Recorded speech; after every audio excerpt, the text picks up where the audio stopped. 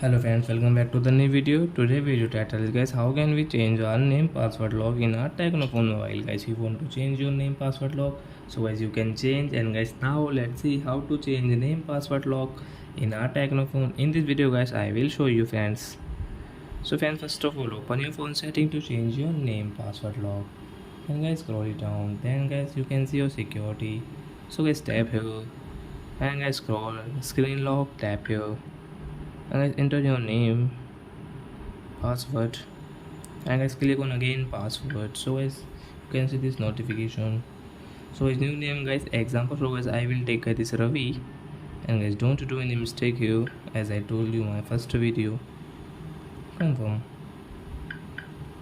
So guys, now let's see.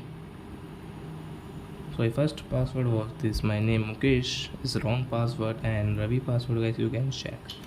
So like that guys, you can change your name password log in your Tecno phone. So that's it guys, thanks for watching. Now we will meet on next video with new topic.